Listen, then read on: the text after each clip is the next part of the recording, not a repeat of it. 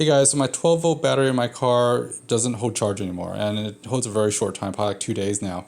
Normally I would jump this with my jumper, but it's in my trunk, and I back the car into the garage, which I can get to my trunk. So I got myself a Craftsman charger. This was it. I have this for like over 2 years now. I use it every so often, and the good thing is that it does lithium-ion batteries, AGM batteries, as well as standard 12 volt, car batteries, which is cool. It has 15 amps rapid charge, which charges this battery back up in about roughly 15 minutes or so, and it was really cool. It also has a maintenance mode that slow charges it, trickle charges like 3 amps, which is really cool. There's a big dial on the front, or not dial, but a big button on the front to start and stop its charge.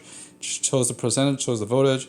All you do is just plug it in, and you hook up the positive, then the negative, and then let it choose your rate, and then choose your type of battery, and hit start, and it works. Anyways, guys, back in business. It works now. Thanks for watching. I'll see you next time. Bye bye.